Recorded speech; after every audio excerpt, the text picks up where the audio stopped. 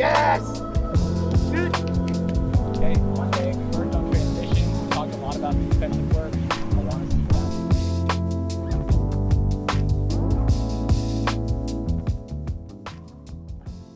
Oakland Genesis is a 501c3 nonprofit organization that provides socially and economically disadvantaged youth from ages 13 to 18 with free transportation, academic support, and professional soccer coaching. All OGSC teams are required to meet once per week for an academic support session. All participants are also provided with college readiness and recruitment advising. OGSC players attend a minimum of 2 team practices per week, plus games on the weekend, all run by professional coaches. All OGSC participants have access to optional transportation to and from practices and games. OGSC curriculum involves consistent access to nutritional, mental health, sports psychology, and self-care education.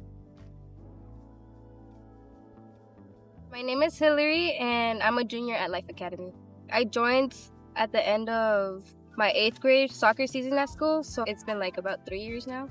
I discovered this program through my school coach. He was an academic coach for OG, and he recommended to me after my middle school season. My plans right now for when I graduate is graduating with at least a 3.5 GPA.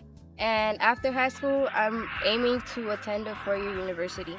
OGSC is helping me achieve those goals by providing me support academically with tutors, with help on my homework, and just all other resources like internships, programs, volunteering. Since I'm like an introvert, so I have like a really difficult time talking to others, and OGSC has helped me like get out of my comfort zone and talk to new people, and just learning how to build connections and work with them either on and off the field. 3 words I would use to describe Oakland Genesis would be encouraging, fun, and community.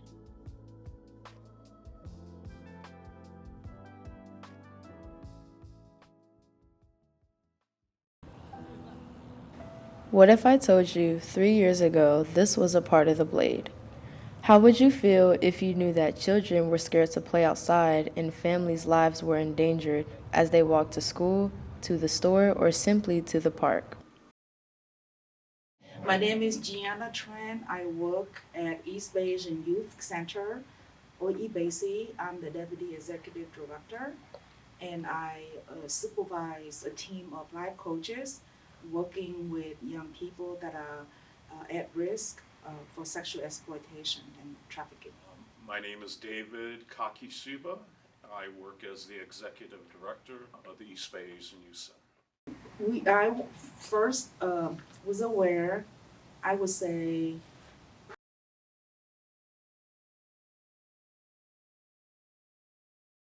"25 years ago when we were living on East 15th Street. The problem started way back then. And as I was having children and they grew up witnessing the young woman, being exploited on the street. And so that's how we became aware of the problem in our community, particularly in our neighborhood and right in front of our own home. For this film, I interviewed a sex trafficking survivor who now has a successful life, a great family, and her own business. There was a moment where I got into a car with a trick. He ended up not being really a trick. He ended up being a police officer. And he basically told me that I can either do something with him or go to jail. And he never paid me. So it was like either I do it or go to jail. So it was a lot of pressure on me. People ask why victims don't speak up, but when power becomes control and trust becomes manipulation, where are you supposed to turn? Knew of this exploitation going on 46 years ago. But back then, he basically was in Berkeley, but stuff was going on back then. Now, in terms of the neighborhood here in the San Antonio, it's probably a good, a good 15, 20 years.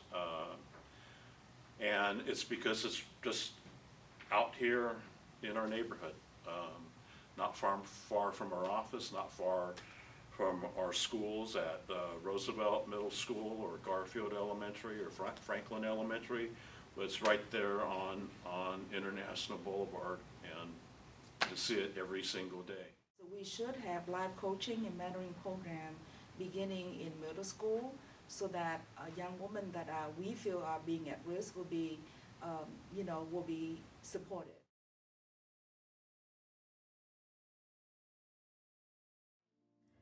eBASI is a nonprofit located in East Oakland that supports young people most impacted by sexual exploitation, generational poverty, or violence. eBASI has shut down the National Lodge Hotel on East 14th in July of 2012. This hotel was used for sex trafficking. eBASI continues to impact human trafficking through community organization, direct intervention, and advocacy for vulnerable youth that are exposed to exploitation.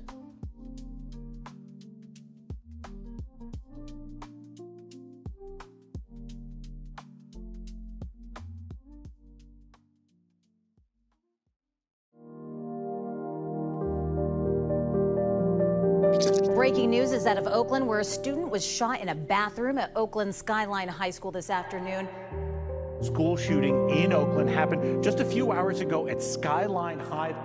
One student was shot at Skyline High School. An active scene here at Skyline High School here in the Oakland Hills. Breaking news in Oakland, where police are on the scene of a shooting.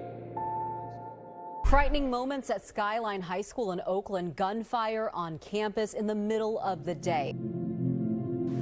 Well, we all graduated and everyone was on their saying their goodbyes to each other and giving each other hugs. And then I guess out of nowhere, just a few shots and people running and screaming.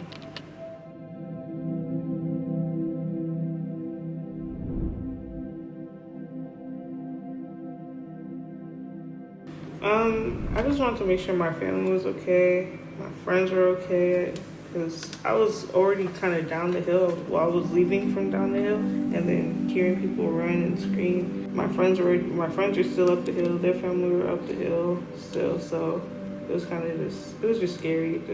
I felt really scared, worried, definitely worried.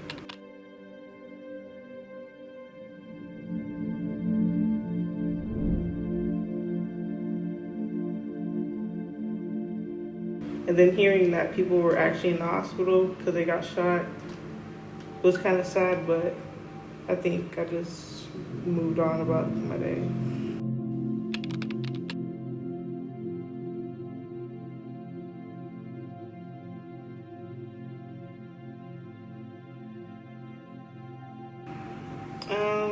Guns are really scary, and there's nothing to play about. It's not cute, it's not funny. It's really sad to have innocent peoples and ruin something that should be amazing. I worked, so long, so hard to graduate, and for it to be ruined by people who don't know how to have a conversation and want to fight instead of having a conversation really sucks. It wasn't, it just wasn't fun. It really sucked. And now every time I talk about my graduation, I'm talking about a school shooting.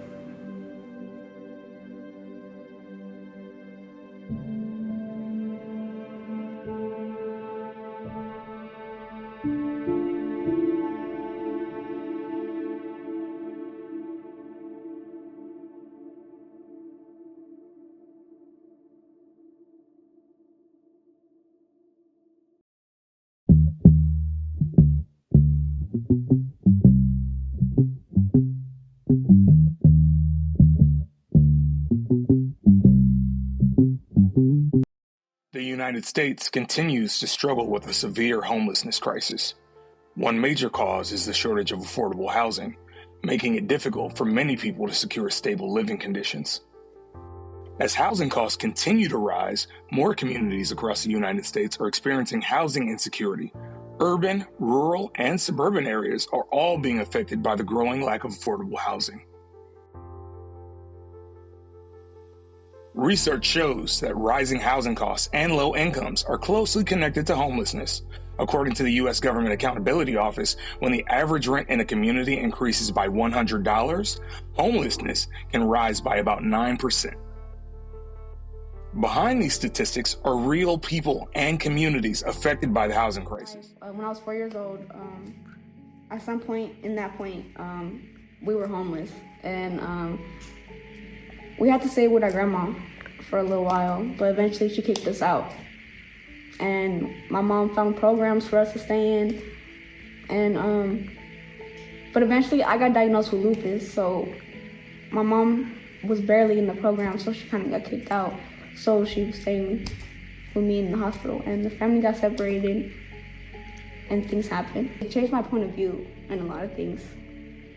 Even though I was fully aware, I still kept my head up high for my mom, because I knew she already had a lot going on. So I always wanted to be her peace.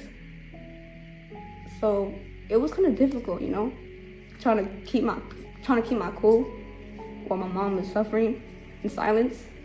She would always try to keep it from us, but I always knew. So things always looked confusing, kind of sad.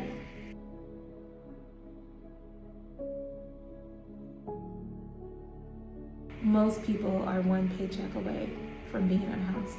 And if you don't have a stable family that can take you in, you too will be outside in a tent or going from shelter to shelter. And I would hate for that to happen to anyone, but that's another thing. We don't have enough shelters. We don't have enough temporary housing to help people transition into permanent housing. Low access to affordable housing continues to increase homelessness across the United States. By raising awareness and supporting solutions, communities can work toward creating stable housing and reducing homelessness. Visual storytelling has become an important way to raise awareness about housing insecurity. Through documentaries, journalism, and media projects, stories about homelessness can help educate the public and encourage social change.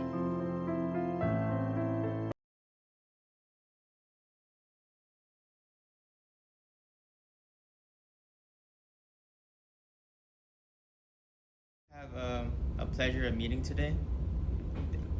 Cool. So my name is Corey Aguilar, and I'm the Chicano Studies teacher here at Fremont High School.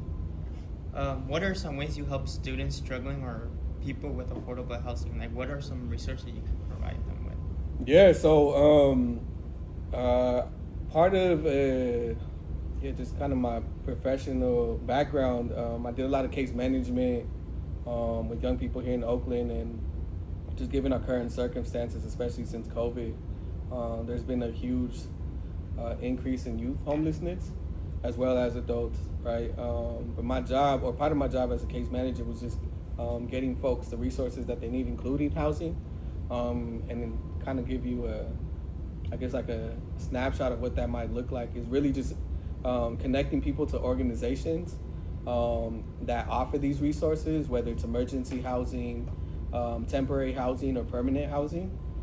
Obviously given the situation of each individual, but that's usually what I would do, referral, right? And referral is not just like an email, right? But it's actually like, sometimes it's taking folks over, introducing people, helping people with applications, paperwork, etc. But really it's just about looking out for our community. My second question is, do you think affordable housing is a big issue in our community, and what are some challenges people may face dealing with homelessness? Yeah, I think so, but I would frame it differently. I feel like the issue isn't affordable housing, it's having politicians that don't fund or create measures for us to be able to put money behind any type of real affordable housing, especially here in Oakland. Do you think social media can help bring awareness to homelessness in our community, and how can it be beneficial? Yeah, I think if it was entirely up to us versus like algorithms that exist to kind of sell or market things in a certain way, I think we could definitely use social media in a positive way to bring light to these issues. My fourth question is, do you think students that are experiencing homelessness, can that reflect how they're doing in school? Yeah, I actually, I don't think they are. I know they are. Especially once again, since COVID, y'all, even Rates of homelessness for young people are almost at record rates. I know it's changed a little bit in the past couple years. There's been a little bit of trickle down money from at the local and kind of state level, but not enough to where it's kind of eliminated or even alleviated the problem. So yeah, I know a lot of young people are still houseless or in kind of transition right now. Well, yeah, that's all I have for you, and I just want to say I really appreciate your time, and yeah. Thank you.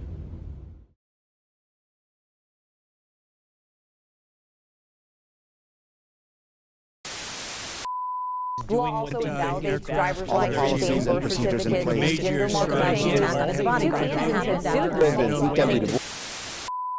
I was a journalist, a video journalist with the Wall Street Journal for 6 or 7 years in San Francisco, and I covered technology and labor and immigration and kind of a lot of things in that realm. And misinformation, disinformation, fake news was all kind of starting to become more and more part of that work.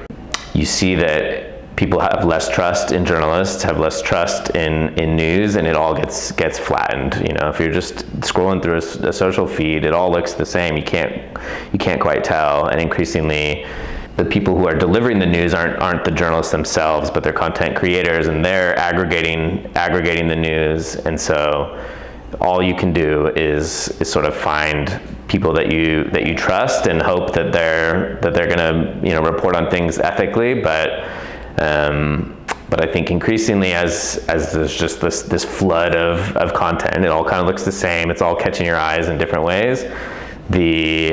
What people don't understand is like what would go into reporting stories that are true, or the amount of resources that might go into confirming that something's accurate. Problem for the world and for society is that people just don't trust anything. So it doesn't even matter if it's actually fake, but if you can just say, oh, that's deep fake, that's misinformation, that video is not true, or like we've seen this proof showing this thing, and you're like, well, how do you know that's not AI? Or just this like seeding that doubt in people's minds, then it doesn't matter anyway. So it's less about the literal like fake news that you're seeing in fake videos, but more about just the lack of trust of anything that you see. And so I think if everybody doubts what they see with their own eyes, and no one's able to kind of sift through what's real or not, you just stop caring about anything, and there's no value in the truth. That's what scares me the most. That's what scares me more than the actual technology and the videos themselves. It's just like that broader like fear that nothing matters. Do not just trust what you see. Search for the facts.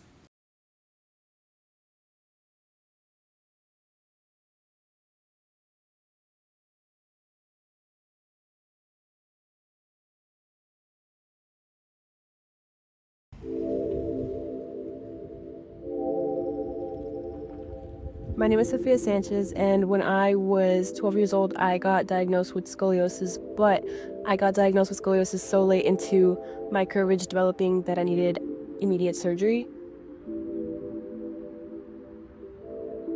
I had a surgery about a week later and then received no physical therapy or additional support as promised by the doctors.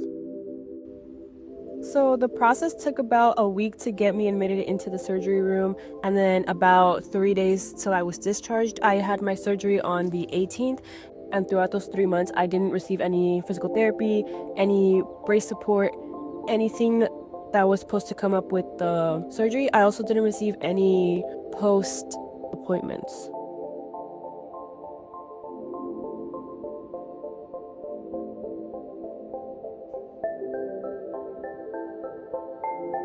I wish I had more hospital time, because I feel like the period of my surgery and the period I got discharged were super close together, and honestly, I don't know how well that ended up with the healing process. So I was pretty dissatisfied with my situation.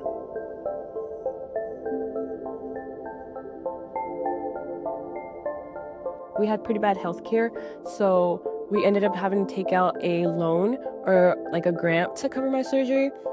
I have noticed there was a really big problem with it, especially because a lot of people that need healthcare don't have access to or can't afford it.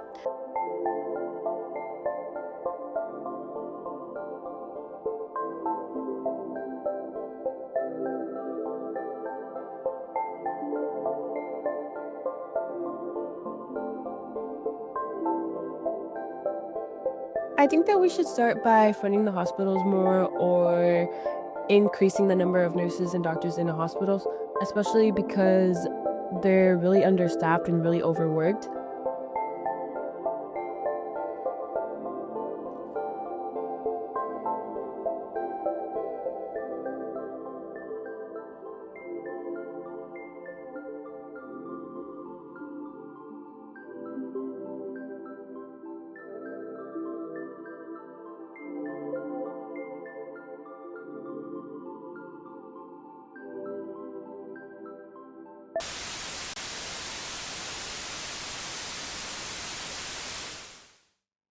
Censorship and propaganda is something that has always existed. It's not something new, but it's something that has also been causing more harm as of recently, due to the fact that we have a certain someone in our government as of right now. The person has been promoting harmful propaganda, targeting the people of color, and especially immigrants living in the United States. As of recently, we can see more of ICE propaganda because of him in social media. From the U.S. Department of Labor, a message. One homeland, one people, one heritage. Remember who you are, American. It's a video that appears to be part of a campaign now ramping up to sell the administration's efforts to the American people. For example, calling on potential ICE recruits to, quote, defend the homeland from outsiders while featuring heroic images of white men, often from a bygone era. Censorship is also something that's been affecting us as of recently. Information that gets out about him that's not on his side always gets censored by his team. Hello, my name is Alexis Garcia. I'm a senior at Fremont High School. And this issue has impacted me because it causes a lot of false narratives and false truths, and it just makes me confused about what to believe in and what to not.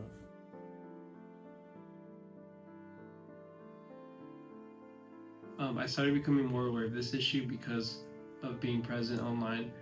I've been noticing a lot of people with large audiences, whether that's influencers, talk show hosts, that's people on television, etc. They've been getting a lot of criticism for the things they say, and they've been getting kind of censored by the media, and sometimes it also can be the government trying to censor them. So it's they're using the law against people's words. Yesterday, after threats from Trump's FCC chair, ABC yanked Kimmel off the air indefinitely. That is blatant censorship, and it always starts small. Remember in week 1 of his presidency, Gulf of America. Call it Gulf of America. Sure, seems harmless, but with an autocrat, you cannot give an inch.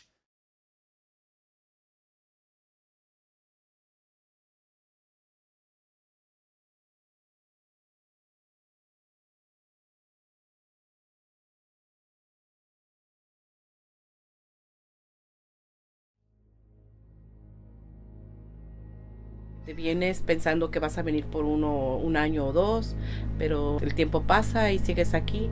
Lo que pensaste al principio que ibas a hacerlo como en 1 o 2 años, no sucede. Entonces ya después tienes hijos, los hijos ya se quedan, empiezan a estudiar, entonces ellos hacen su vida aquí.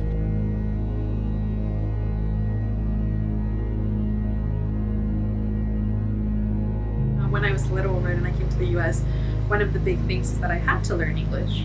Academia really pushes that and validates that, English is the language that we need to be speaking if we want to be taken seriously.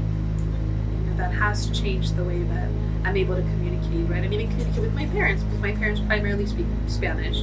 Now, as I've gotten more comfortable, and again, just going through academia in the United States, I feel less comfortable speaking Spanish now and kind of navigating that.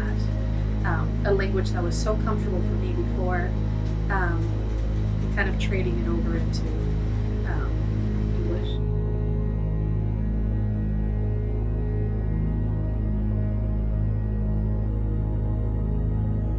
Mi nombre es Adriana Consuelo Cristóbal Guerra.